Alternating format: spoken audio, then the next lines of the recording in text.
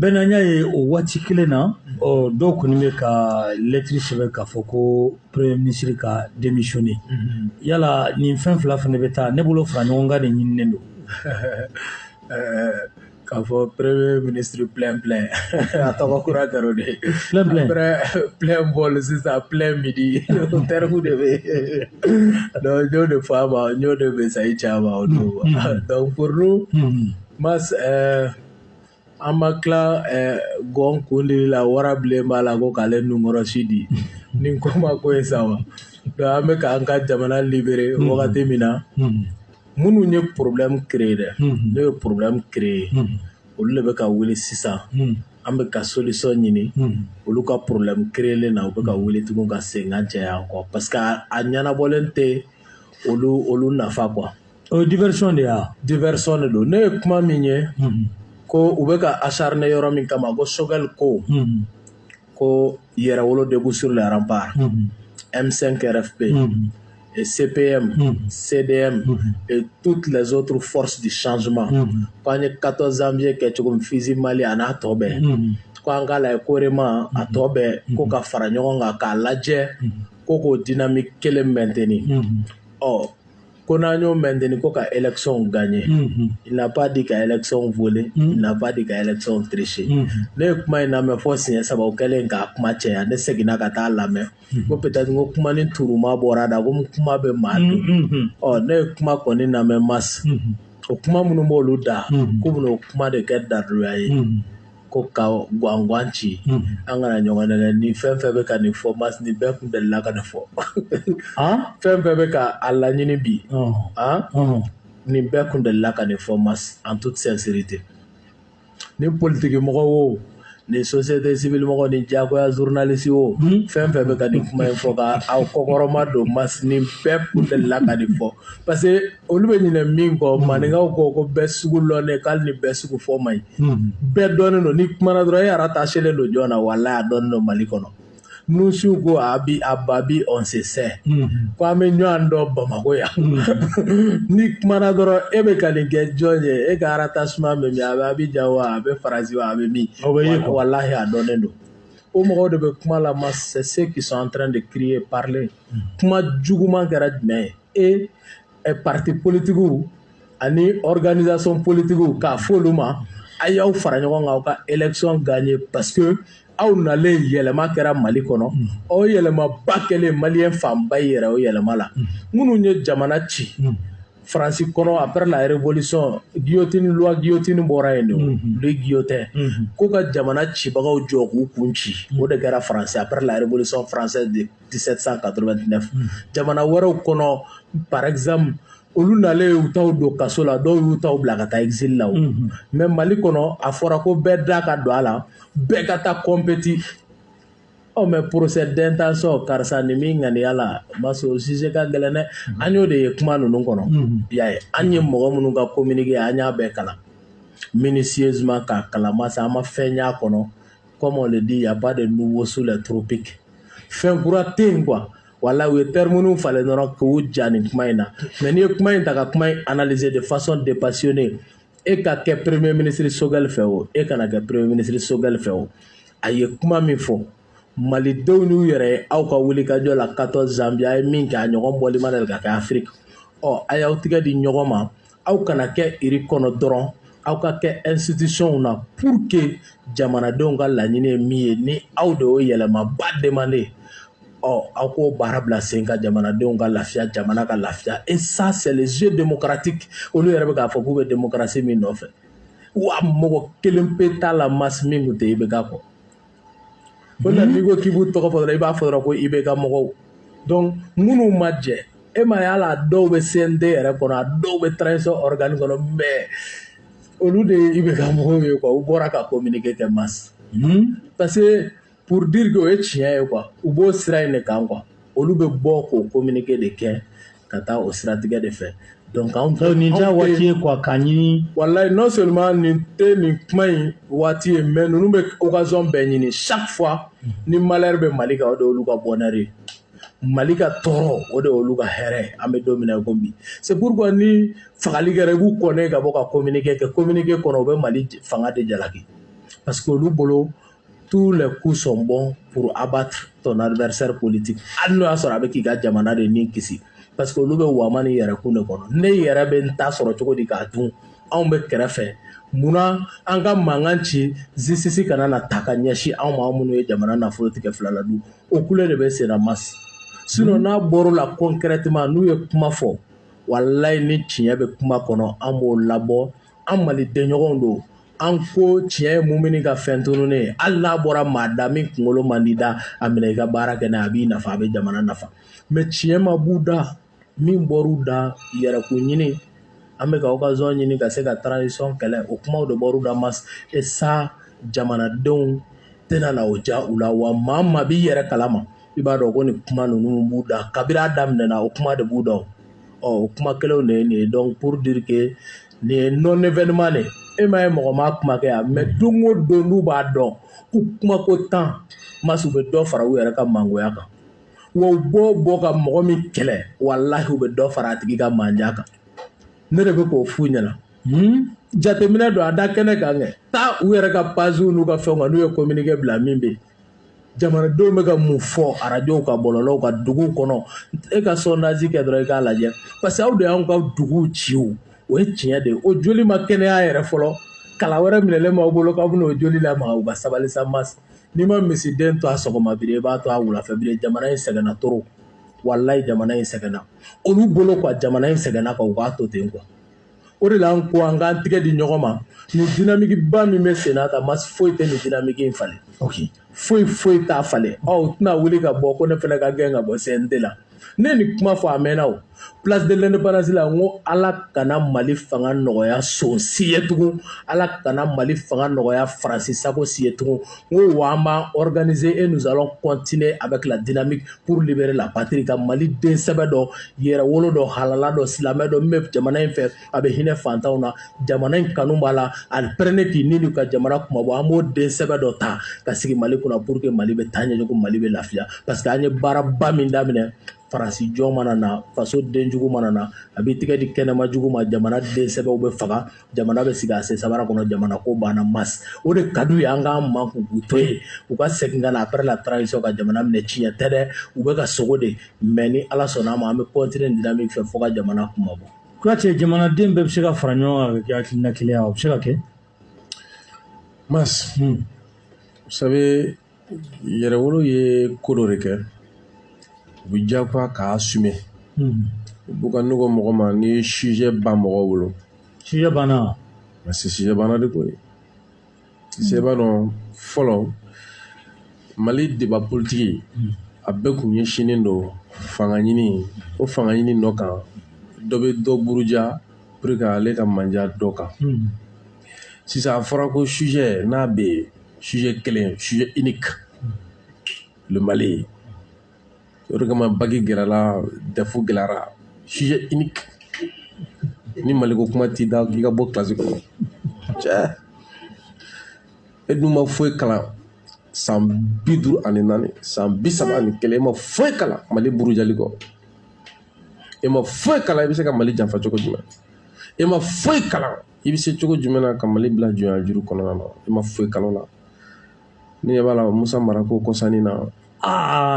Misi Kuyate i bɛ Marako bi dɛ. N tɛ Marako wagati min na Dayiru ye nin kuma ninnu dɔ fɔ vraiment je suis allergique à ces choses là. Non i wulila nɔ. Voilà ne t'a fɛ quoi k'an mago bɛ miliyari 1000 de la quoi k'an tɛ se k'o sɔrɔ an yɛrɛ ko f'an ka t'o ɲini kɔfɛ mɔgɔw bolo donc i m'a ye o bɛ Maliden ni hɔrɔn ni jamanaba in bɛɛ miliyari 1000 u b'a di jɔ a la K'an mago bɛ miliyari 1000 pour que gɛlɛya ma kan an ka se ka bɔ o kɔnɔ. Marako di. Mara il est, je crois, à la formation, il est comptable. Bon, d'accord. Ça se expert comprend. comptable. Bon, expert comptable. Il te voit donc, c'est ce qui m'a fait qui gagne ma tout nous double Isara quoi. Je dois dire avant d'offrir sa vie à quelqu'un, il convient de réfléchir à qui à quelle cause il faut surveiller. Nous sommes katanga jamana taka ditane parce que comme militaire baklen sera les malikona ko jakaraka fanganda nyenga bolanga. Fotini Wallahi fotani militaire baklen. Kanga sabali angana kale do ani becce militaire baklen na mo bola samba. Donc kore mille atika fo 1000 milliards de dollars ou 1000 milliards d'euros c'est kana kala mais c'est fa de ko mo ala ya to ala mo nin fɛnɛ kama k'ale bɛna kɛ jamana président. Pour kan ka se ka bɔ o la. Ni an ka se ka bɔ nin crise minnu économique ninnu kɔnɔ quoi ko maire Bakilɛ. Mas jamanadenw bɛɛ tɛ se ka fara ɲɔgɔn kan parce que ne delila k'o fɔ ni n balimamuso dɔ ka débat la n'o ye Kiyatu Fofana n ko a ma fara ɲɔgɔn kan ye fɛn fila de jamana ko la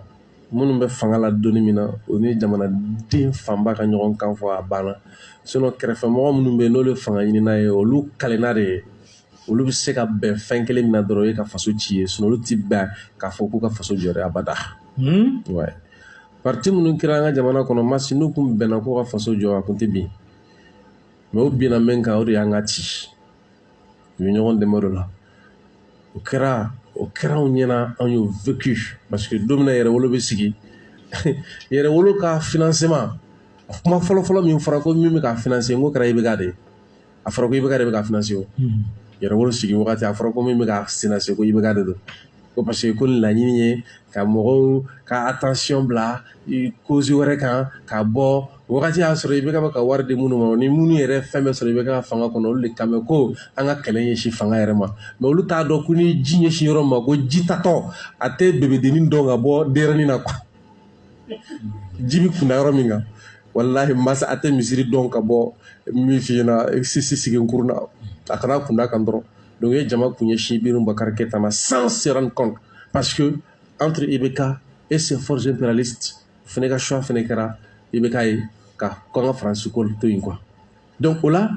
fara ɲɔgɔn kan in an kun y'a solution kɛ mun ye an mɔgɔ damadɔni bɛ sɔn ka audace sɔrɔ cogo jumɛn na parce que an y'a dɔn n'i bɛ fɛ ka jamana fara ɲɔgɔn kan n'i bɛ fɛ ka fara ɲɔgɔn kan fɛn o fɛn kɛ il y a ce qu'on appelle centre de gravité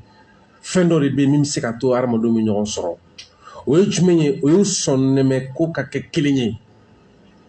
m'a faamu kɔnɔna miiri ka ɲɔgɔn sɔrɔ ko dɔ la a bi an ko Mali ko in maliyɛnw kɔnɔna miiri bɛ se ka ɲɔgɔn sɔrɔ o de la n'i bɛ ka sɔnna k'i jɔ yɛrɛ o la ka laɲini kan fara ɲɔgɔn kan bɛ n'o sira de kan quoi donc bi fara ɲɔgɔn kan bɛ sen na o fara ɲɔgɔn kan bɛ tali kɛ jamanadenw fanba bɛ yɛrɛ ye mara kɔnɔna na mais o nɔ kan minnu tun bɛ débat politique kɛ dɔrɔn wa man ni yɛrɛkun système ye n'o ye k'a fɔ dɔrɔn an ka parti anw a bɛɛ kan bɛ k'u bɛ se k'a jɔ mais u bɛɛ ɲɛna a bɛ tiɲɛ u kelen kelen han u kelen kelen u b'a fɔ k'u bɛ se k'a kɛ ka ban gɛlɛya min b'an kan a b'o kɔ kan mais u bɛɛ fara ɲɔgɔn kan to u bɛ tila ka yira k'a fɔ ko maliden bɛɛ fara ɲɔgɔn kan k'an tɛ se quoi donc o de kama an bɛ don min na i ko bi laɲini tɛ ko ka bɛɛ fara ɲɔgɔn kan parce que bɛɛ tɛna se ka ɲɔgɔn faamu o ko la mais laɲini ye min ye dɔrɔn jamanaden fanba o k'i yɛrɛ ye jamana maracogo la o bi an b'o sira de kan o la an bɛ sin fɛ ka min fɔ dɔrɔn fɛn min ye terrain ko la misaliya la an y'a f'i ka plateau sanfɛ k'a kɛra dɔ ɲɛna n'a fɔ an bɛ élection de la quoi mais a kɛra dɔ ɲɛna n'a fɔ an bɛ ka kuma de campagne na quoi alors que an ka kɛlɛ de don kɛlɛ in daminɛna i bɛ ka kɔnɔ la kɛlɛ in daminɛna ka Amadu Tumani Ture kila wagati min na yɔrɔ ninnu bɛ datugu depuis u bɛ ka terrain voyager ko kɛlɛ k'an bɛ nin kɛlɛ la gazi cɛra an kan nin fɛn ninnu na nin tagasigo min bɛɛ lajɛlen kɛra o kɛlɛ min bɛ sen na kabi kunun an dɔnnen tɛ bi ala terrain filɛ yɔrɔ min na ko bɛ an ka laɲini hali bi a ka kɛ fɛn ye min bɛ nin bɛɛ kɔfɛ donc a fɔ olu ɲɛna olu bɛ k'u sigi k'a fɔ terrain bɛ min ne yɛrɛ ɲininka wele ton problème an de ko k'an bɛ ka terrain ɲini an de ka wari tun na an ko k'an bɛ ka wari ɲini an ko an b'a jiya k'a fɔ a bɛ sɔrɔ sini kɛnɛ n'a ma sɔrɔ sini kɛnɛ e ko a ko ka wari sɔrɔ sini kɛnɛ a ma sɔrɔ e ta problème jumɛn d'après les Ivoiriens wele ton problème e tɛ problème jumɛn an de ka wari tun na an bɛ ka wari ɲini sa an b'a ɲini o ta c'est à dire que wagati min mana an k'an sago ye donc hali bi an bɛ ɲini na terrain ko la mais bi terrain yɛrɛ kun bɔra bien vrai que an ye dɔɔni sɔrɔ jiga dɔ sɔrɔ n b'a yira ko a bɛ faamaw kunna ka baara kɛ olu yɛrɛ man kunna ne bolo u ma aw remercier ayi kana remercier yɛrɛ mais i k'a fɔ faamaw ɲɛna vraiment nin ɲɛna an ka tɛmɛ ni terrain ko mais o y'a kɛ i n'a fɔ terrain ko sujet yɛrɛ ma kɛ yɛrɛ k'a sɔrɔ a kɛra dɛ a kɛra les vidéos existent les audios existent a kɛra dɔw yɛrɛ ne interpellé ko n k'a fɔ dɔ kɔrɔkɛ ɲɛna là cette fois-ci o to kɔrɔmatigɛli ye ko a k'a fɔ i bɛna dɔ kɔrɔmatigɛ wa n bɛna dɔ kɔrɔmatigɛ non moi je m'olu fɛn ninnu kɛ o n m'a fɔ ma m'olu fɛn ninnu kɛ o sɔn bɛ n na dɔɔni ko n k'a fɔ publiquement Burama Jara a ye n wele di Bajɛnɛ ka lɛfɛ kɔnɔ lɛfɛ min saba kelen bɛ e bolo saba kelen bɛ e bolo kelen bɛ fɛn bolo Sa Majesté bolo kelen bɛ ne bolo o kɔnɔ ko n k'a kɛ Ala kama n ka mɔgɔw interpellé minnu ko bɛɛ ma ko terrain bɛ mɛn ko k'a fu ɲɛna n'a sɔrɔ komi olu ma kuma m'u da ko tɛrɛ nana ko n ka taa fu ɲɛna ko tɛrɛ nana quoi. awɔ ale y'i ci o la. awɔ ale ni ci o la quoi. i taara fɔ wa. bon n bɛ k'a fɔ tan de o nin y'a fɔ cogo de ta ko n k'a fɔ ko tɛrɛ nana quoi. donc campagne tɛ o MINUSMA tali dɔw bolo ko campagne don campagne tɛ o mais n ko dɔw de sɔnna mais biw e ka lajɛ o mɔgɔ minnu ka t'u sigi Kulukoro u mɔgɔ damadɔni fɛn t'u bolo fana bɔra u kɛlen don k'u jigiya da tunya min kan n'o ye Ala ye ka da la ko karamɔgɔ ko n'i ko k'i bɛ ka faso bɔ bolo la ko Ala ko k'a kɛra ka da la ko limanaw de bɛ se ka ko dilan parce que a fɔra ko quand tout échoue il y a une issue la foi ka da la k'a fɔ ko ni jamana in yɛrɛ wolodenw ka ca n'an bɔra ka tabali gosi u bɛ ɲɔgɔn sɔrɔ ni kɛlɛ in kɔnɔ se fɛn fɛn kuma ye o donni ma bɛɛ filɛ nin ye olu k'a fɔ k'an bɛ Faransi k'an ka jɛ ka Faransi gɛn san 2 kɔnɔ pour que ka tɛmɛ ni jamana jɔli ye e t'a dɔn k'olu t'e ka ci la e min sigilen don Faransi mais min Faransi taara e ton problème c'est quoi quel est ton problème parce que souvent n'u kumana ni ne kumana ta a bɛ kɛ i n'a fɔ ironie de don quoi mais ne t'a faamu quel est ton problème quoi. aw de ko k'aw ye Faransi gɛn. aw de ko k'an b'a gɛn c'est notre combat à nous a bɛ k'an de tɔɔrɔ ne ko sisan n bɛ n ka bana furakɛ quoi han ni ka n ka bana furakɛ ne ka bi ka jigiya k'a fɔ ne taara kiliniki Masi Jalo la n ka bana bɛ furakɛ ne bɔra e ko i ko k'i bɛ taa kiliniki Masi la k'i ka bana furakɛ i ka bana ma furakɛ a filɛ nin ye quel est ton problème où est ton problème je ne te comprends pas e b'a dɔn Masi fɛn bɛɛ n'a cɛ souvent mɔgɔw bɛ yen ni b'u lamɛn n t'a faamu i ka comportement kɔrɔ ye mun ye quoi. Je dis souvent, oui, c'est pourquoi je le dis comme ça en riant, parce que souvent ça me fait rire quoi. Et tu fais famille. Mais tu fais famille là quoi. Et quel est ton problème? On lui veut qu'à signer là que, on lui veut qu'à boliboli que, qu'à semaine que, menacer bolle quand. On lui dit no fenjala jamana kono, fenjama beno, ou kumale no la jamana kono ka sababu kenini, ou ninkan korodo, ou bo chidi là, ou yore famu, ou go bemina nodi, on lui veut ko barake. Et ta problème est du quel est ton problème? Il n'y en a pas. Donc ils sont en train de créer des faux problèmes. Souvent, on n'a pas ce temps. On doit évoluer. Donc, en 2000 mars, ce que Mali connaît, wakati chama aya nyini ka fo yele maka do ko la mas ni yele may ati mo ko la bala de bolo mas abi ala de bolo mas comme ya keni farangane ka buka kuma na ni o fina ngo farafina kele chaman karanya na de ma famu mais farafin famba maliden famba ka yere ko la changa kele kono masini nyondo do wara de ne rebe se ka fo ne ta do ara ka fɔ kadɔ kɛra farafina yan ko mɔgɔw nana sɔgɔ o la tan fo k'a kɛ i yɛrɛ t'a dɔn bilen c'est à dire que a bɛ ka défend yɔrɔ jumɛn parce que i b'a ye k'a fɔ a bɛ ka défend fan bɛɛ fɛ masini ɲɔgɔn dɔwɛrɛ dɛ sinon n b'a f'i ɲɛna hali Irak kɛlɛ la ta bɛ don Irak wagati min na les gens étaient divisés au Mali n'a faamu mais bi an bɛ don min na i ko bi ta bɛ don Libi la don min na mɔgɔw kun faralen don jamana in kɔnɔ Domina tabi do Côte d'Ivoire la même chose.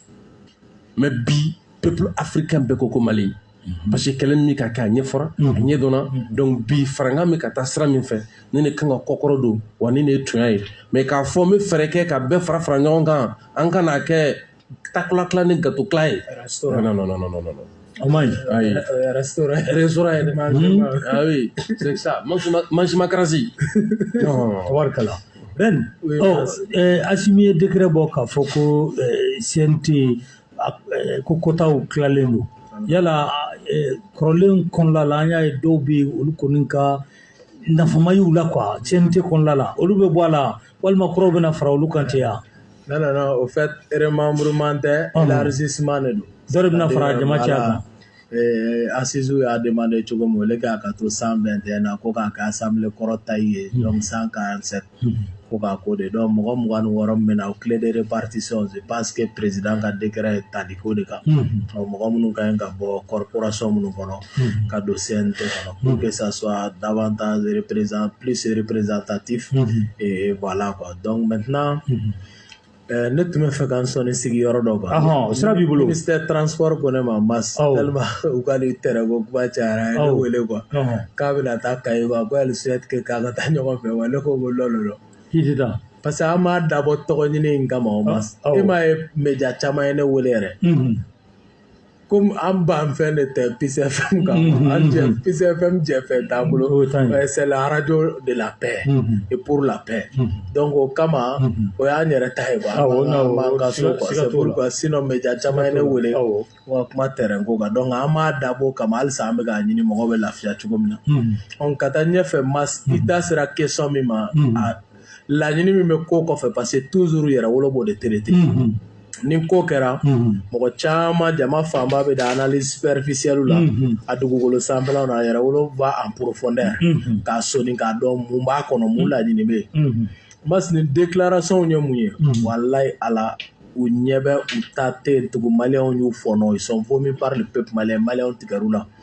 u ye transition jɛ u ma se k'u tigɛ da transition kan après transition o ye élection période électorale crise wuli ka nɔgɔn quoi u ka ladɛri ye ka crise électorale de wuli comme ils l'ont fait en Côte d'Ivoire o de la kabiri élection ma se kalo mugan i kiri à la fraude a ma daminɛ fɔlɔ élection ma surunya dɛ collège ma convoqué foyi ma kɛ à 20 mois des élections ko a y'aw labɛn aw ka taa élection gagner o de fɔra dɛ a ye taa élection gagner ko dɔrɔn pe kama ah non mas ko fanga bɛna yɛlɛma ne b'olu ɲininka o minnu ka communiqué bɛ yen ni tere ta b'a la IBK tun tɛ président ye yan a ka premier ministre tun tɛ Sumaworo Bubakari Mayiga yan Asuma tɔgɔ signalen t'a kɔrɔ yan u ma élection organisé yan Bubakari ma nommé IBK fɛ yan élection ma kɛ yan mas a problème bɛ min i yɛrɛ b'a ye ko kun ni ju yɛrɛ t'a kuma la an bɛ kɛlɛ labɛn na dɔrɔn walahi o de ye nin même jeunes de wele quoi parce que ni ko bɛ kɛ jeunes de bɛ à la base an y'a ye Côte d'Ivoire mɔgɔ 5000 sara kɔfɛ Guillaume Soro ye mɔgɔ bila ka taa Blé-Goudé fo k'a to CPI la Gbagbo yɛrɛ nana Ado y'a reçoit mais aux jeunes de montera les uns contre les autres k'u bila ka ɲɔgɔn faga walahi mɔgɔ si kana a pisiki k'i bɛ ninnu ka kuma lamɛn ka t'i disi di u kama fu don walayi n'i ko k'i bɛ bɔ k'i disi di ninnu de kama i bangebaaw bɛ so u mago t'olu la olu de e ka avenir hypothéqué e ta ni ne ta olu de b'a nafa kɔnɔ e ni ne ta ye u b'an weleli min kɛ 20,000 dɔ la 100,000 dɔ la 1,000,000 1,2 million y'a cayalen ko den ni ne min ma k'an bila olu ka système de ye enquête k'an bila ko an ka taa an yɛrɛ di tugun ka jamana firi u bɛ fɛ k'o de kɛ o de b'u bolo élection ma surunya e ko suɲɛli bɛna kɛ donc ni mɔgɔ mɔgɔ gagnera o diyara malidenw ye sa wa n'o ma k'aw ye suɲɛli don c'est ce que j'ai dit mais mɔgɔ minnu y'o fɔ masa o mɔgɔ kɛlenw de y'a fɔ ko bɛn k'aw minnu y'an ka assemblée ci ko tôt ou tard vous allez répondre devant la justice bilahi CNT kɔnɔ k'anw minnu taara assemblée ci le 10 juillet an b'an profiter ni san 2 ye ka tasi bila kɛ an ka seli suulu de maa minnu banana Ala k'a kɛ farijaga bɔ o don kuranɛ kalan kɛra u tɔgɔ la ka duwawuba kɛ donc halisa justice senna ka suma mas kiriko la o ko in na an b'o o k'u wele da fanga ma halisa ani k'u bila u ka hakɛ kɔnɔ baaraw ma kɛ ko k'an minnu bilala jama ɲɛ ka taa o baara in kɛ jamana ni kisili baaraba in kɛ ko anw na o ɲɛnabɔ don dɔ kiri ɲɛkɔrɔ pour dire que hali n'u b'i kɔrɔ u t'i fɛ quoi parce que e kɔrɔ u tɛ ka dunta sɔrɔ jamana jɔ de bɛ u b'i kɔrɔ ye fanga t'u la ye mais hali ye u b'u lamaga k'a essayer k'i firi u ti to yen hali ne nana n'u ye i kɔrɔ c'est pourquoi n'u ko a y'a dayɛlɛ dɛ a y'a kɛ gouvernement d'union nationale ye a ye nin kɛ ne b'a fɔ n ko mangement don walayi gouvernement tɛ mangement don c'est la manzécratie comme Siriki l'a dit et non la démocratie u b'o baara de nɔfɛ donc kisi tɛ o min tɛ bɔn tɛ o olu de y'o ye an ka na dɔrɔn k'a dun jamana an mago tɛ jamana la u b'o baara de la donc o de y'u ka taabolo ye k'o fɛngɛ ninnu kɛ bɛɛ ka o bila i kunkolo la ko laɲini min b'u bolo dɛ tigitigi laɲini in ye crise post électorale de wa ne b'a dɔn malidenw tɛ don a kɔnɔ parce que malidenw tigɛr'u la bien vrai que u b'a fɔ campagne wagati u bɛ wariw bɔ u bɛ mɔgɔw kɛ tan ta masse mais mɔgɔw tɛ tugu kɔ k'a fɔ k'u bɛ t'u ka jamana ci ninnu kama quoi o maliyɛnw tɛ yen bilen quoi maliyɛnw tɛ yen tugun ne dalen don peuple malien na masse wa ne dalen yɛrɛ de don peuple malien na k'a ye kɛlɛ in faamu quoi u b'a dɔn an bɛ ka taa yɔrɔ min quoi parce que hali u ka tɔndenw caman n'anw bɛ kuma walahi u b'a fɔ an ka parti bɛ nin sira kan bi n'an ko an bɛ na bɛn na aw nɔfɛ an bɛ qualifier comme opportuniste mais jɔn ko Ala ka sira in de ye jamana ka hɛrɛ ye ni Ala y'u tala cɛ u yɛrɛ ka parti tɔnden caman b'a fɔ an ye walahi bilahi a caman fɛnɛ bɔra ka na don an ka tɔn kɔnɔ dɔw ye courage politique sɔrɔ olu bɔra à visage découvert ka na don an ka tɔn na donc voilà réalité minnu bɛ entre autres ka ɲɛsin nin baara ninnu ma Mas pour ka bɔ MINUSMA ko kuma la Mas MINUSMA bɛ laɲini dɔ la o ye ka se ka Mali bombarder cogo di Faransi ka résolution min n'u y'a ta ka taa Libi bombarder o résolution kelen autant ko tiɲɛ don wa u bɛ k'o baara de bila sen kan tiɲɛ don Mas autant tiɲɛ don u y'a ŋaniya bɛ yen quoi c'est pourquoi j'ai dit que an ni Russe ka tɛgɛ di ɲɔgɔn ma bɛ nin ba de la parce que géopolitique internationale bɛ ka falen quoi sisan Faransi tigɛ mana bɔ a la n'o ye États-Unis ka allié Syrie ye États-Unis bɛ ka ye ale ka influence bɛ ka dɔgɔya quoi Russie de ka influence bɛ ka bonya c'est pourquoi u ko f'u ka main forte kɛ Faransi ma ka se ka nin jamana ninnu minɛ sisan États-Unis de bɛ ka na devant na o Mali u bɛ k'o baara de kɛ an ka surasiw bɛ to patrouille la Mas jamana camancɛ bolo fɛ u ni MINUSMA surasiw bɛ bɛn anglais ka surasi 40 tamasiyɛnw bɛ surasiw ni ɲɔgɔn cɛ u bɛ ja dɔw fili a caman ye lumière verte ye a dɔw wɛrɛw bɛ an t'an da don o la pour que jugu ka n'o bɛɛ dɔn k'a fɔ k'u bɛ tamasiyɛnw kɛ MINUSMA surasiw anglais surasi o 40 u ma kuma ka tila ka signalement d'u ma ko a ye jugu ye wa a ye nin ye bilahi u ma kuma ka gɛrɛ fo ka na s'u kɔrɔ ko tamasiyɛn bɛ ka d'aw ma n'aw ye nin de ye aw ko fɔ Mali armée ka patrouille n'u kunbɛnnen o mɛnna a ma mɛn ça c'est fait il y a pas 2 semaines pour dire que mɔgɔ laɲini san o tɛ fi kɔrɔn fɛ o bɛ fi fan bɛɛ fɛ nin baaraw de bɛ ka labɛn ka fɛn bɛɛ kɛ pour que a ka fɔ Mali surasi bɛ ka teri kɛ bi MINUSMA surasiw kan Mali surasi de bɛ ka teri kɛ bi diɲɛ ka surasiw kan donc an kana ka Mali bombarder o de bɛ ka ɲini o baara de bɛ sen na bi sur tous les plans hali olu ma min bɔ o da walahi an b'a kalama kɛlɛ in bɛ a ɲɛdɔnbagaw de bolo i b'a fɔ Sidiki y'a fɔ cogo min na a b'a ɲɛdɔnbagaw bolo a bɛ maa minnu bolo u ja ka gɛlɛn wa jamana in kanu b'u sɔn domaine na donc pour dire que la victoire est certaine gɛlɛyaw bɛ sen na o gɛlɛyaw bɛ sen na bi gɛlɛya wɛrɛw bɛ na hali sini mais Mas gɛlɛya bɛ den fu de lasegin dɛ ko ka gɛlɛn n bɛ n yɛrɛ ɲini maa ɲalen tɛri a bɛɛ ka ja kira si tɛ yen min ka mission yɛrɛ nɔgɔyara ma Mas c'est pourquoi u tɔgɔw bɛ siècle ni siècle ni siècle traverser pour ka bɔ kuma la Mas n'o ye yɛrɛwolo ka financement ko kuma ye Irisiw fɛ a bɛ tan Asimi fɛ a bɛ tan Mas tɔw faransikan kɔni bɛ ka émission yɛrɛ de sigi quoi u bɛ k'o fɔ jabaraniw n'a ko kama yɛrɛ de u bɛ k'o fɔ k'a fɔ ko a ka wari ko Irisi e yɛrɛ bɛn tari tɔgɔ ma kosɛbɛ kosɛbɛ n y'o ye a fan bɛɛ fɛ donc hali o don an bɔra ka lettre déposé o dugusɛjɛ o y'o sigi u ka France 24 kan komi a tɔgɔ a fɔra ko hali ka France 24 kibaruya cari i bɛ se ka wele kiri bunakun kan nka n'u ma an ka jamana tɔgɔla kuma bila Mas an fɛnɛ t'u tɔgɔ bila quoi tant que an tɔgɔ b'u da i kɛnɛ an tɔgɔ b'i da Malien bɛ diɲɛ jamana bɛɛ kɔnɔ ni tɛ se ka sokɔnɔtaw manipuler i bɛ ka essayer k'i bɛ kɛnɛmataw manipuler donc olu fana tulo b'anw na an fana b'a ɲɛfɔ pour que a tiɲɛ ka dɔn u y'u sɔnni sigi ko un mouvement très influent ko proche des militaires ko ni Salgado gɛnni bɛɛ la ko yalima nin tɛ Mali kɛtɔ ka MINUSMA gɛn donc u y'o kuma ni fɛn caman bila sen kan an ma kuma o la Mas anw ka QG talen filɛ an bolo Bolibana yɛrɛwolo ka QG ça fait 10 mois presque a bɛ kalo 10 bɔ bilahi talayi minan kelen pe t'a kɔnɔ minan kelen pe tɛ yɛrɛwolo ka QG kɔnɔ ne de bɛ k'a fɔ n tigɛ fila kɔrɔta ne bilahi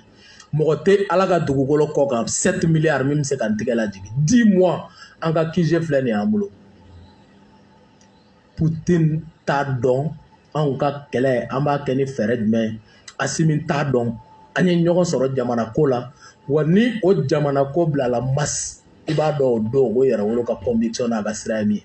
c'est pourquoi Bandaw ko wagati an bɔlen mɔgɔ dɔw bolila ka na Ben ni fanga surunyana ɲɔgɔn na kana sɔn ka taa opposition na tugun et puis n'o y'a sɔrɔ u ye fɛnw k'i ye fɛnw d'i ma u bɛ se ka bɔ ni gundo ye ne ko n ko min b'aw ni ninnu ni surasiw ni ɲɔgɔn cɛ u b'a dɔn olu nana anw sɔrɔ kɛlɛ min na n'u bɛ k'an dɛmɛ o kɛlɛ la an bɛ ka taa n'o de fɛn ko tɛ an n'u ni ɲɔgɔn cɛ bilahi a mɔgɔ tɛ transition kɔnɔ a mɔgɔ tɛ surasiw la min bɛ se k'a fɔ ko fɛn ko delila ka tɛmɛ i ni anw ni ɲɔgɔn cɛ mais chaque jour sinon ça m'a sɔrɔ a bɔra o ma c'est pourquoi hali n'aw ni mɔgɔ min organisation kɛ caman na u b'olu dɔw tɔgɔ citer parce que côté Dogola Bamako donc u b'o kumaw fɔ k'u sɔnni sigi o kan ka taa o baaraw fɛ o ye dalu ye ka yiri la k'a fɔ ko anw ni mɔgɔ tɛ ɲɔgɔn kalama Masspli ne k'a ye leader un jeune leader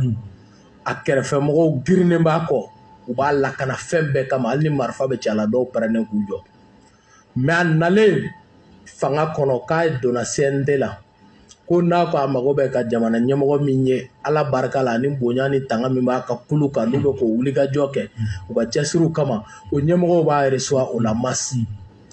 o tigilamɔgɔ nɔfɛ mɔgɔ minnu tun pɛrɛnnen k'u jɔ bali ɲɛdɔn o wagati kelen olu ka bɔ a kɔ ko mun mɔgɔ bɛ ka ne kɛlɛ ko ne kɛrɛfɛmɔgɔ don a bɛɛ ni Alahu Taala cɛ kun kelen ko bɛɛ ni ma an don baara la bɛɛ ni ma wari d'a ma kuma wɛrɛ tɛ diɲɛ kɔnɔ u bɛ se ka min f'i ɲɛna ko a bɛɛ ni ye nkalon tigɛ an ye pa ye layidu ta an ye ko a bɛɛ ni ye nin ko de kɛ a ye kɛlɛ de janfa bɛɛ ni ye baara dɔ de kɛ min ye jamana janfa ye o tɛ tiɲɛ ye walayi o tɛ se ka fɔ o tɛ se ka fɔ mɔgɔ fɛ diɲɛ kɔnɔ o mɔgɔ tɛ diɲɛ kɔnɔ min bɛ se k'o fɔ mas parce que conviction ninnu de y'an bila nin kɛlɛ in na an bɛ ka kɛlɛ in kɛ an faso de kama mais ne ma deli k'o ye diɲɛ kɔnɔ n'i nana fanga la o wagati de i bɛ mɔgɔw placer fan bɛɛ fɛ i bɛ marché minɛ zéro marché ni de près ni de loin marché public bilayi tala y'anw da ma don a la masa mɔgɔ dun b'i kan dɛ mɔgɔ tɛ diɲɛ kɔnɔ min bɛ se k'a contraire fɔ dɔw don polisiya la ko n ye mɔgɔ 150 don polisiya la i tun bɛna yɔrɔ dɔ sa plateau la ko n ye immeuble 2 jɔ ko ka yɔrɔ dɔw san ko ka tila ka boulangerie jɔ mas ne ko hali n'o ye buru tana yira k'a bɛ ka feere tɔgɔ la n tɛ kuma Mali kɔnɔ tugun hɔrɔndenya la halaladenya la ka buru tana dɔrɔn yira diɲɛ kɔnɔ e ni bɛɛ ka kɛ mas immeuble photoma ta o tuma immeuble bɛ planète Mars kan ou bien o bɛ fan jumɛn k'an bɛ k'u kɔnɔ quoi u dɔ ka bɔ ni dalilu dɔ kelen mas a tɛ yen walayi juguya de don ani dɔw bɛ yen olu ta tɛ juguya mais impatience parce que fakɔrɔ ni bakɔrɔw la corruption sociale a atteint une dimension qui est plus grande que la corruption financière elle-même. Fakoro ni bakoro de bi wele e be ben ko ben ni Asimi do ani Sogel do ani Jaw do ani Colonel Duru do yɛrɛ wolo mɔgɔw bi u ni jamana fangaw bolo bɛ ɲɔgɔn bolo e tɛ baara la i tɛ ka se ka doni dɔrɔmɛ 100 au contraire minnu tun bɛ wari di ma olu si tɛ wari di ma tugun somɔgɔw fana bɛ ni pression k'i kan est-ce que i tɛ bɔ Ben kɔ bilahi et au même moment on dit aux gens que Ben bɛ ka milliard de sɔrɔ. Donc pour que ka mɔgɔw fujinɛ ka bila i kan donc o baara min bɛ sen na o baaraba de bɛ jamana kɔnɔ c'est pourquoi u bɛ k'u organiser autour de Ben an ka nin kɛ an ka don ta an ka bɔ ta sɛnɛ kɛ sa a Bamako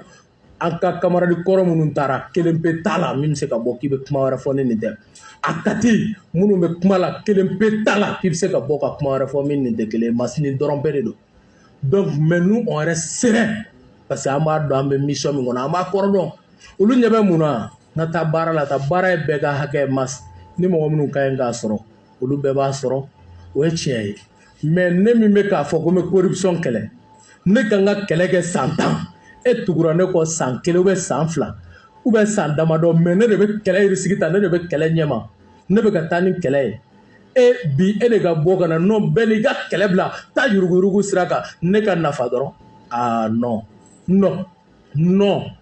ani mɔgɔ tɛ bɛn o kan Ben est là pour libérer la patrie et non pour servir son petit clan qui ne dépasse même pas 30 personnes a tɛ mɔgɔ 30 bɔ olu bɛ fɛ ne ka n ka jamana janfa ka n ka génération janfa comme n kɔrɔkɛ Arasibaci y'a kɛ cogo min olu kama i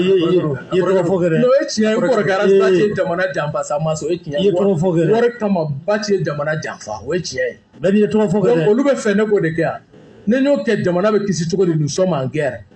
wallahi m'u wele ka na sabali de ma mɔgɔ bɛ kɔrɔtɔ f'i bɛ fili même sini n'olu ka ɲi ka opportunité min sɔrɔ masa n'an m'u dɛmɛ a la an t'u kumaniya ma a kun ye mun ye k'an ban k'olu dɛmɛ a dɔw y'u jɔ bali ɲɛ ne kama quoi ni tun ko k'i bɛ ne minɛ a dɔw pɛrɛnnen don ka sa pour que ne ka minɛ donc n'an m'olu dɛmɛ mas an bɛ mun kɛ mais que même la plus belle femme du monde ne peut donner que ce qu'elle a. Ben est pissa, Ben est ceci, cela. Ben peut faire tout ce qu'il veut. Mali tignete. Wallahi billahi Ben a des limites. Ben a des très grandes limites. War tabolo a tsega mɔgɔ do baara la ne de fɛnɛ bɛn'o f'i ye mas ni mɔgɔ min ye suturanta yafa o tigi ye jamana kɔnɔ Ka ta 18 août ka se bi ma bɛɛ ma se ka mɔgɔ kelen pe don baara la ma se. A fɔra k'i ye Katiga jeune dɔw don polisi la dɛ. Ko de bɛ fɔ ko 150 n yɛrɛ ne bɛ direct ye polisi concours kɛ k'a jɛ. Ne bɛ direct. N t'a dɔn an bɛ mun kɛ parce que wɔlifɛn dun a bɛ mɔgɔ da mɔsɔn quoi. N'an taara o sira kan an tɛ se ka kuma quoi.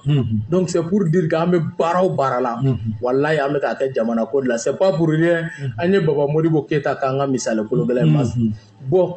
tant que an bɛ tiɲɛ kan o de la u bɛ ka dɛsɛ an na sinon bi m'u bila kɛlɛ la dɛ wa u bɛ continuer bilahi talahi tant que an bɛ tiɲɛ de kan an bɛ sebaaya sɔrɔ quoi. Bɛɛ bɛ rêver u bɛ se ka sogo dɛ an bɛ fɛ ka kɛ ninnu ɲɔgɔn ye mais sira jɛlen don tɛmɛ kɛ tɛmɛ e tɛ fɛ ka bɛɛ ni jɔyɔrɔ in de ta wa sira b'i bolo ta i tɛ bɔ bɛɛ ni yɛrɛ kɔ sa wa n'i yɛrɛ ye leader ye komi e ko bɛɛ ni kun tɛ ye ne de y'a kɛ nin ye e yɛrɛ ka tɛmɛ vas-y t'i yɛrɛ confirmer ta kuma jamanadenw fɛ ko bon n nana pour ka baara di mɔgɔ 30 ma après n ka kɔnba résultat de après hali ni jamana bɛɛ tigɛra n na comme Arasbachi n mago t'a tɔ la wa n ma n dɔrɔn mɔgɔ 30 ka baara sɔrɔ o de tɛ kuma ye a ma je vais jamais rentrer dans ça n tɛ don o kɔnɔ donc ka bɔ kuma la ni min ye o de ye k'a fɔ mɔgɔw ye walahi bilahi talahi masi yɛrɛ wolo ka kɛlɛ ye yɛrɛ woloya kɛlɛ mɔgɔ tɛ jamana kɔnɔ min bɛ se k'an tigɛ lajigin quoi ko kɔsa in na ne tulo b'a la mɔgɔ dɔ wulila ka taa la fɔ surasiw ye k'a fɔ mɔgɔ wɛrɛw ye ka taa fan bɛɛ ka kuma ɲagami jamana fan bɛɛ ko Sogɛl a donné 200 millions à Ben ala walahi o fana fɔra ne ko waa simi bila la ko sisan Sogɛl tɔgɔ de bɛ sen na parce que ne ko est-ce que nin dɔw tɛ u ta nin bɛɛ tɛ se ka kɛ juguya ye dɔw ŋaniya ye Ben cɛnin mɛnna sɛgɛn na ala k'i garisɛgɛ foli parce que 200 millions ne bolo e yɛrɛ ka jamana la a bɛ kɛ cogo min sa mas 200 millions k'an k'o don kɛlɛ la ne ko est-ce que a dɔw ta tɛ u ŋaniya ka ɲi ka ɲɛsin bɛɛ de ma o bɛ wala Faransi bɛ kule la ko Wagner de b'a sara ko Irisiw de b'a sara ko Poutine de b'a sara mais dalilu tɛ yen a tɛ se ka bɔ kabiri n wolola ne ni Irisi kelen ma kuma kabiri n wolola bɛɛ ni Irisi kelen ma kuma kabiri ne wolola fɔ bi kabiri n wolola ma se Irisi la n sera teriki n tatɔ Venezuela ma se Irisi la ni Irisi ma ɲɔgɔn ye ni Irisi tɛ ɲɔgɔn kan. Non bi ta ye confession ye. Donc ne nana ye Masibo kuma de bɛ sen na ko Irisiw bɛ nin di tan k'a bɛ taa bilahi talayi comme ça. O kuma yɛlɛna ka yɛlɛ n tɛ tɔgɔ fɔ kɛ fɔ surasi dɔ ne ɲininka ko Ben ko ne ko k'e ni Irisi jumɛn de bɛ ɲɔgɔn dɔn. Surasi bɛ ɲininka o la. A bɛɛ ni Ala cɛ ko Ben ni Irisi jumɛn de bɛ ɲɔgɔn dɔn comme ça. Moi je rigole. Wallahi an bɛ ka jamana baara de kɛ mas et nous allons continuer sur ce chemin u ye nin ɲɔgɔnna de fɔ Modibo ma ko fɛn bɛɛ bɛ Modibo bolo k'a ye fɛn bɛɛ kɛ Modibo sara u ma se ka foyi yira kɔ u ko k'u ka Moro juger 9 ans Moro bɛ kaso la u bolo ni président ba ye ni cɛ ba ye Afrique ni Mali kanuba ba ye u kɛrɛfɛmɔgɔw yɛrɛ ye réunion kɛ k'a ye san 8 kɛ fanga la a b'an bolo kaso la san 9 ko mais n'an y'a kiri ko hali n'an ma kɛ silamɛ an ka kɛ hɔrɔn k'an bɛ nkalon d'a la dɛ wallahi an bɛ nkalon d'a la Mali wari 30,000 o de b'a bolo an bɛ nkalon d'a la foyi t'a bolo min ye jamana ta ye walayi a y'a k'a ye de o wagati la Musa Tarawele ka mɔgɔw n'u ka ko 110 tiɲɛ na u ma sɔn ka jugement kɛ ka nkalon sigi Modibo Keyita la donc u bɛ nin de kɛ et ils pensent que u bɛ se ka mɔgɔw affaiblir i b'a dɔn fɛn kelen min bɛ se mɔgɔ la mas i jogo tant que i jogo ka ɲi n'i bɛ tiɲɛ kan i bɛ avancer walayi ni fɛn dɔ ma ɲi an b'a fɔ Asimi y'an kunkolo kɔrɔtani ni fɛn dɔ ma ɲi an b'a fɔ Sogɛl y'an kunkolo kɔrɔtani u ka tactique diviser pour régner k'an fujinɛ k'an bila Sogɛl la k'an fujinɛ k'an bila Asimi na k'an fujinɛ k'i b'an bila surasiw la mas o tɛ marché dɛ n'anw ka ɲi ka min fɔ surasiw ye n'anw bɛ min fɔ Sogɛl an bɛ t'o f'u ye so kɔnɔ u b'a dɔn ko caman bɛ yɛrɛ wolo n'est pas d'accord avec ça mais jamana ko c'est de compromis en compromis et du kɔnɔ a bɛɛ tɛ to i t'a la kuma tɛ jamana kɔnɔna ma souvent hali bɛ wagati to yen wagati b'i ka tiɲɛ dɔ d'i ma an bɛ taa bɛɛ rencontrer même le ministre de la justice an bɛ min fasa da k'a tanu k'a ye an ka Kasoge an taara Kasoge fɛ yen ministère la fo a ka so puisque ale ni ne carré kelen man cɛ fo a ka so an kumana Kasoge fɛ mais mas justice ko la jalaki baden b'an bolo parce que Zomba kule dɔw minɛna mais halisa caman bɛ kɛnɛma o ye kelen au delà de cela Zomba kulew minɛli kɔfɛ ma duguma kiri halisa bingali bɛ tribunaux kɔnɔ 100,000 200 mɔgɔ fagala b'i yɛrɛ ye kɛnɛma mɔgɔ min n'a jalakilen tɛ foyi la fantan se t'a ye kule bin bɛ k'a kan k'a bila kaso la walayi parce que dɔrɔn se bɛ mɔgɔ fagala somɔgɔw bɛ bɔ k'a bila des tueurs à gaz u bɛ yaala u bɛ taa mɔgɔw faga moto nɔfɛ 40,000 250 ko parce que u somɔgɔw sɔnna ka 100,000 di masi o de bɛ jamana kɔnɔ an ye proposition min kɛ an ko wuranda u ka délégation de dépêché ka taa ministère de la justice u ka homologues fɛ wuranda u ye yurugurugu kɛlɛ cogo di masi technologie développée len don bi avec des moyens électroniques lunettes chaîne min bɛ don i kan na bigi montre ni bɛɛ bɛ filmer le kɛ a ye taa tribunaux kɔnɔ a ye lanceur d'alerte fɛ mɔgɔ dɔw ka kojugu kɛ aw ka mise en scène kɛ u somɔgɔw ka kɛ lanceur d'alerte ninnu a b'o 2000 dɔrɔn recruter essayer ni ministère de la justice b'u sara u ka se ka baara kɛ masse je te jure que 3 mois a bɛɛ ni Alahu Taala cɛ kiiri bɛ tilen école maîtrise zo min bɛ sujet feere masse a bɛɛ ni Alahu Taala cɛ a b'i tilen dɔgɔtɔrɔ min bɛ ordonnance kolon sɛbɛn ou bien ka fura suɲɛ kɛ ou bien ka janfa ta ka ɲɛsin baarakɛlaw ma ka taa ka heure kilancɛ kɛ clinique la ka heure kilancɛ kɛ hôpitaux publics la bilahi talahi masa a b'i tilen lanceur d'alerte 2000 an y'o de proposition kɛ Modibo Kone Kasoge a ye sigi dɔrɔn aw k'u dilan jeune 2000 n'aw mago b'a la an b'u d'aw ma u formation Wuranda y'a ka corruption kɛlɛ ten de polisi Wuranda n'i ye 200 ɲɛsin a ma a b'a fara i kulo kɔrɔ dɔw bɛ olu ni boli bɛ taa i dabaliya bɛ ban parce que a b'a fɔ ko peut-être fɛn dɔ b'i la ka se k'a ja ta k'a di quoi wa n'a kɛra ɲangini bɛ da i kan dira lex zlex i b'i tilen sa i bɛ minɛ dɔrɔn direct i bɛ condamné san 3 i bɛ den ka bɔ i ka baara la ka t'i datugu san 3 da tɛ don i ka kuma la ma 3 mois a bɛɛ ni Alahu Taala cɛ yurugu bɛ ban an ka jamana kɔnɔ sisan an bɛ don Mali kura yɛrɛ kɔnɔ an bɛ taa ni proposition kɛ fan bɛɛ an bɛ taa ni kumaw fɔ on n'est pas d'accord avec tout mais ni belebeleba ni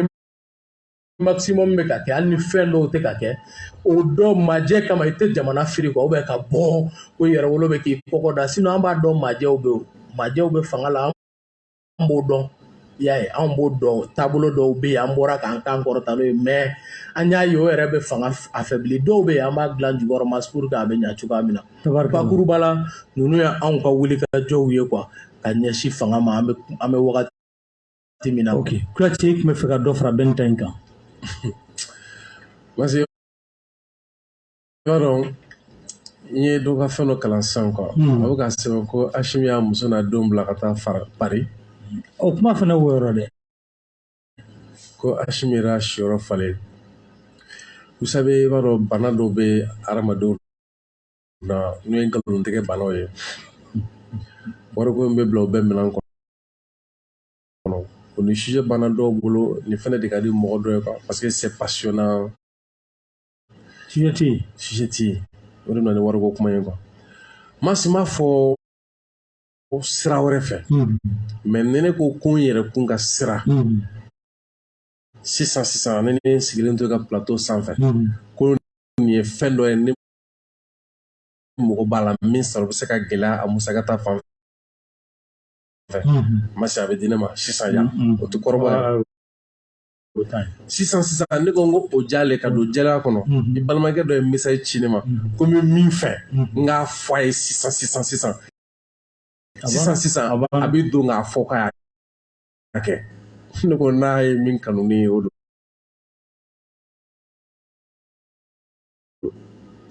ayo wajibi c'est à dire que ne t'a dɔn ne yɛrɛ dabali bɛ mɔgɔ dɔ la k'a fɔ bɛ kulo ye an bɛ wariko nɔfɛ n'an bɛ wariko nɔfɛ ka ni su ban nin ɲinini na nin ɲini ngoro na ka taa sɔrɔ dɔw bɛ k'a ɲini an ka taa dɔrɔn an n'u ka teriya dɔrɔn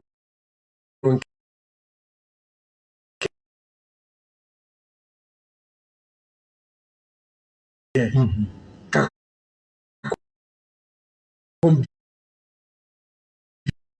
biɲɛ masa o teriya b'a nafa ni nafa ko donni kan an m'a baro kɛ parce que ça fait amuser souvent a b'an permettre an ka kuma yɛrɛ kan dɔɔni mais mas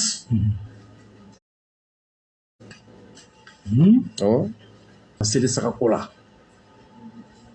parce que mɔgɔw tun bɛ seli saga di ne ma dogo la lisiw bɛ n bolo a lisi la ne yɛrɛ t'a la seli ncini na a kuma sɔrɔla min fɛ i b'o dɔn wa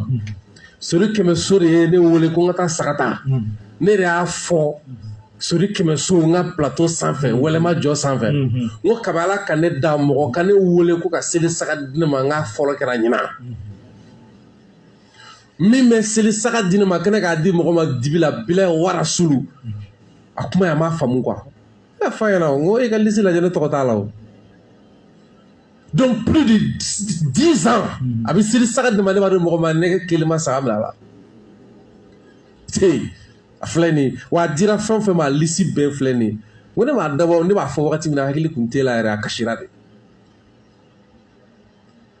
seli saga a bɛ di ne ma ne b'a di mɔgɔ ma dibi la bila ye warasulu n ko karisa i ko ko n ka lisi de kɛ ka n'a di ma i bɛ se ka saga di minnu ma bila ye warasulu ne ye lisi de kɛ i y'a valide mais lisi lajɛ ne tɔgɔ t'a la o lisi n'aw na e k'a lajɛ a bɛ varie san o na mais ne tɔgɔ t'a la o ne t'a di sisi la o mais ale yɛrɛ ka jate la a fana m'a ye a ko k'ale m'a ye diɲɛ kɔnɔ ne m'a ye o donc pratiquement an bɛ se k'o min sɔrɔ fu e ti bɔ min kalama an b'o yɛrɛ sɔrɔ jango kan ka taa boli fasoden jugu dɔ nɔfɛ mun kama a kun de quoi mas c'est-à-dire que i b'a dɔn nin bɛɛ fɔ kun ye min ye kɛlɛ min bɛ sen na faso kanu tɛ parce que u bɛ fɛ ka faso kanu de bɔ mɔgɔw dusukun na quoi kɛlɛ min bɛ sen na yɛrɛ o la tɛ parce que olu ka laɲini ye min ye o de kana kɛ n'o kɛra bala min don olu ka taabolo kɔnɔna na kɛlɛ ye min ye c'est que an bɛ ka min fɔ n'o ye malidenya yɛrɛ yɛrɛ tiɲɛ tɛ a bɛɛ nako de ye kuma in laɲini o de quoi sinon a tɛna fɔ k'u bɛ ka kuma mɔgɔ min kan k'u dalen t'u la parce que n'u jɛra koyi parce que n'u tun bɛ san sama sɔrɔ u san k'u don u ka parti kɔnɔ u b'o dɔn sa u b'u dɔn c'est que u t'u kun fɛ quoi mais nin fɔ kun ye peut-être mɔgɔ dɔ bɛ se ka da u ka kuma dɔ la mais sinon u b'a dɔn n'u san fɛn don sama sɔrɔ u b'olu kɔ cucu la mais n'u bɔra olu dɔn sinon u y'olu dɔw dɛmɛni jɔ tuma min na a yira k'a fɔ k'olu ye wari minɛ dɛ an ye mɔgɔ dɔ kanu Mali kɔnɔ yan parti sauté fɛn dɔ bɛ yen an ye mɔgɔ dɔ dɛmɛ an seko n'a damayiraw la mais tuma min na a yira k'a fɔ an yɛrɛ tɛ sɔn fɛn min ma ale sɔnn'o ma o de kama an bɔra ɲɔgɔn kɔ u b'u dɔn donc c'est des gens qui croient en nous mɔgɔ dalen tɛ an ka ɲumanya la dɛ mɔgɔ dalen don an ka faso kanu na an bɛ se ko la caman dalen don o la mais minnu bɛ ka nin caman fɔ o dalen don o ko ninnu y'a sɔrɔ olu yɛrɛ tɛ sinon masifɛn bɛɛ n'a cɛ u b'a dɔn an ye min ye u b'a dɔn an filɛ jɔyɔrɔ min na bi o jɔyɔrɔ e k'a lajɛ n y'a fɔ i ka kuma daminɛ na an bɛ taa tuba n'a fɔ sini walahi mas a fɔra la a musaka bɛ bɛn min ma o na an bɛna bɔli min kɛ n'o kun dalen don le 29 a musaka bɛ faralen ɲɔgɔn kan dɔw ka contribution an sigiyɔrɔnin na 280 fɛn bɛɛ n'ala cɛ a fɔli da la dɔrɔn a fɔli da la o yɔrɔnin na dɔw ka contribution 280 dɔw ta kɛra 20 dɔw ta kɛra 40 mais masi bi mobiliw bɛ tiɲɛ kuma bɛɛ mobiliw bɛ tiɲɛ o mobili tiɲɛko la yɛrɛwolo mɔgɔw ye ne ka mobili daji siɲɛ damatɛ c'est-à-dire que souvent kuma dɔ ka ɲi quoi parce que nin tɛ i n'a fɔ bilen an bɛ ka kuma dɔw fɛ an bɛ ka kuma i n'a fɔ an b'an ka assemblée-kɛyɔrɔ la n ko layidu talen don k'aw na o na yan émission ye 23h de mais o don an filɛ zoro la nin mais waso tɛ o don kɛmɛ ko tiɲɛ yɛrɛ la o dalilu ma o layidu ma wuli fɔlɔ a ma wuli o caman bɛ yen an bɔtɔ tuba kɛmɛ ko tiɲɛ na k'a tigi mobili dilanna ne ko mais kɛmɛ b'a ko mobili dilan o don min na bɛɛ nana fɔ ko ne ka mobili bɛ tiɲɛ na ko ne ka mobili de ba ye mais Masire sigilen filɛ Masire ne wele ka taa Suguba kɔnɔna la mobili dilan wari ka di yan c'est quoi bon ne y'o mobili kɔnɔ bɛ digi la pourquoi i de ka ni kɛlɛ i tɛ Masire kɛlɛ i ka ni to yen c'est pourquoi ne bɛ ka ɲɛfɔ yen wolo ko non ironie tɛ quoi n bɛ ka f'i ye ne bɛ ne kɛlɛ ne ka mobili dilan la e bɛ ka dimi o la ne m'a dilan Masire yɛrɛ dilan mais pas problème e tɛ Masire dɔn i bɛ n'i kɛ ne kan pourquoi qu'est-ce que j'ai fait donc o bɛ cogo min na Masi ne y'a fɔ wagati dɔ kɛra kuma kun cayara ne ko bon a ka kan ka histoire kɛ mɔgɔ dɔ bɛ an ka tɔn kɔnɔ u bonya tayɔrɔ ye min ye an bɛna a f'i ye an ko an bɛ yɛrɛwolo sigi ɲɔgɔn kan wagati min na an ɲɛ bɛ ninnu dɔw la ninnu dɔw tun bɛ kari lu ye an bɛ tagali minnu kɛ Kulukoro ou bien ka 50.000 di k'a fɔ an bɛ taa ni min kɛ ka fɔ o mɔgɔw bɛ yɛrɛwolo kɔnɔ kaba créé wagati hali sisan. Oui. Parce que u bɛ kuma a tɛ faamu quoi anw fɛ mun na parce que olu ka jate la fɛn de tɛ yen min ye danbe ye fɛn tɛ yen min ye diinɛ fɛn tɛ yen min ye fasokanu ye fɛn bɛɛ ye olu ye min miiri diɲɛ kɔnɔ ye quoi. C'est pourquoi an tɛ se ka fara ɲɔgɔn kan an tɛ se k'o faamu quoi. An tɛ se ka faamu. Et donc o bɛ cogo min na e k'a lajɛ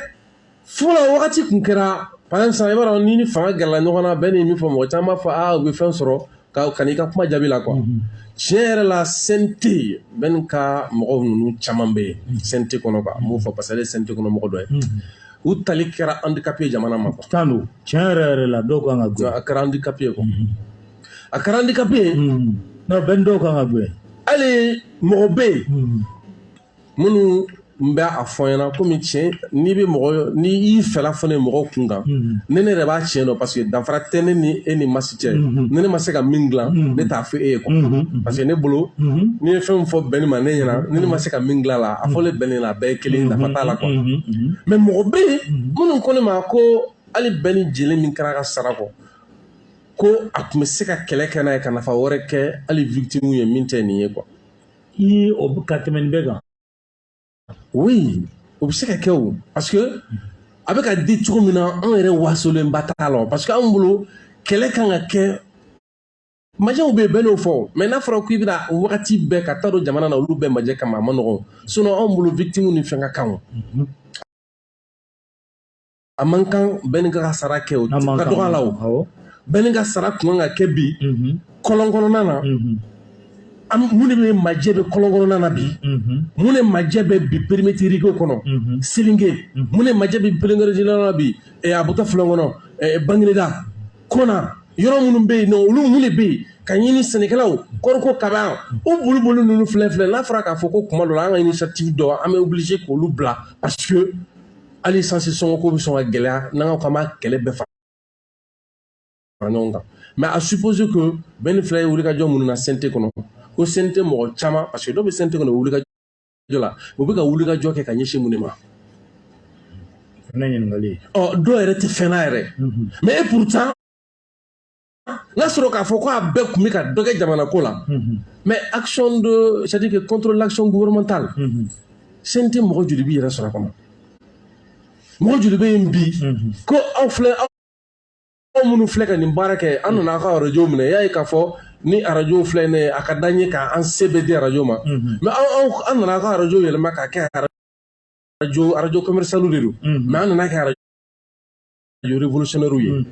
aw yɛrɛ fɛnɛ sɔnna n'a la mais a mana b'anw na k'a fɔ ko bi seli bi se hali i tɛ se ka na ni i jɔ ni 41 masini di ka fɛnw kɛ ma Manako don après tant d'efforts fournis parce que Manako don mun na n'i yɛrɛ bila Masi place la i b'a dɔn min don quoi n'i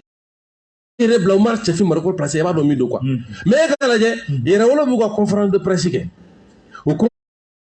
conférence de presse à intégralité ne b'a jouer radio RFM kɔnɔ n tɛ maa ɲininka cɛ ko mɔgɔninfin i tɛ cɛ karisa ye mɔgɔ ye i yɛrɛ kana kɛ wara ye mais o bɛ kɛ e ka lajɛ o bɛ jouer gratuitement pratiquement an bɛ se k'a fɔ ten parce que an kɛlen don ka mɔgɔw ka radio ta ka jamana ko kɛlɛ kɛ n'a ye mais au delà de ça fo de kama an bɛ jamana kɔnɔdenw ɲini tuma bɛɛ u ka radio ninnu sécuriser parce que bi kuma caman tun bɛ dugu kɔnɔ hali jamanadenw caman kun hakili papara mais u sigilen filɛ k'a la mɛ a bɛna nin basigi o basigi filɛ nin ye cɛ o fura tɛ docteur bolo dɛ cɛ o fura tɛ i bɛna kan ayi o fura tɛ docteur bolo dɛ